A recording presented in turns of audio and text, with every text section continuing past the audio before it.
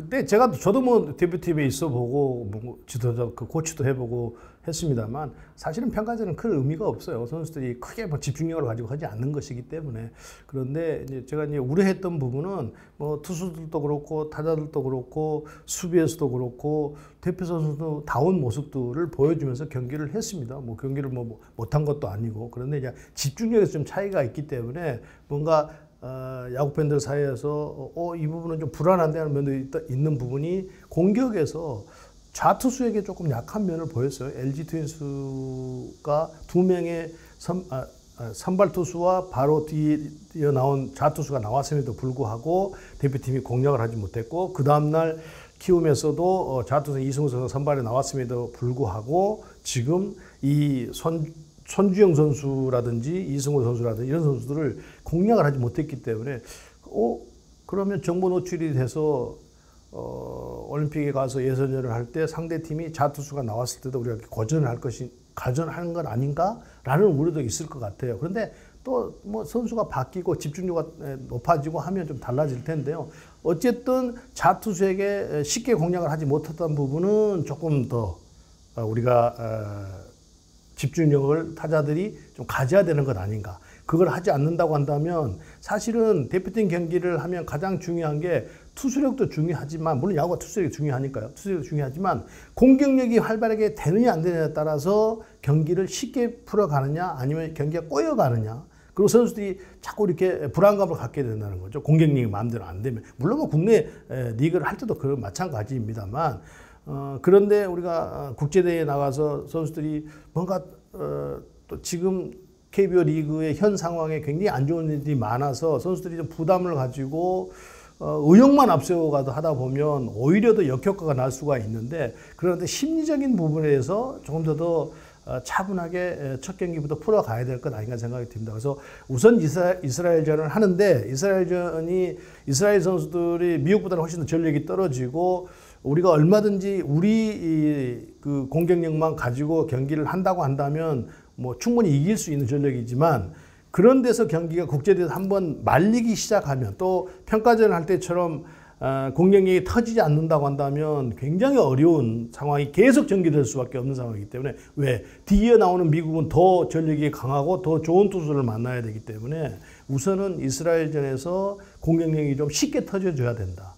그런 부분에서 우리 타자들이 조금 더 국제대회 경험을 살려서 젊은 선수들 좀 리드에 가면서 좀 쉽게 경기를 좀 풀어줬으면 좋겠다라는 생각을 합니다. 저는 오히려 스케줄은 우리 대한민국에게 굉장히 유리한 면이 있다라는 생각을 했어요. 특히 평가전을 보면서 그런 생각을 했습니다. 공격력이 원활하게 이루어지지 못했는데 평가전에서 그랬는데, 만약에 본 경기에 들어가서 강한 투수부터 만나서 그것이 딱 막히게 되면 그 경기가 뒤이어 경기하는 것까지 영향을 미칠 수가 있는데, 다행히도 조금 더 전력이 약하고 투수력이 약한 이스라엘전부터 만나기 때문에 여기서 공격력이 평가전에 했던 것보다는 훨씬 더 활발하게 이루어진다고 한다면 미국전에서 어려운 투수들을 만나도 1차전에 이스라엘전의 분위기가 2차전으로 그대로 이어져 가지 않겠는가 생각이 들어요. 그래서 이 1차전에 스파링 파트너로서는 우리가 굉장히 좋은 상대를 만난 것 같다. 또 경기를 좀 그 다음 경기 미국전을 편하게 할 수 있는 상대가 아니겠느냐.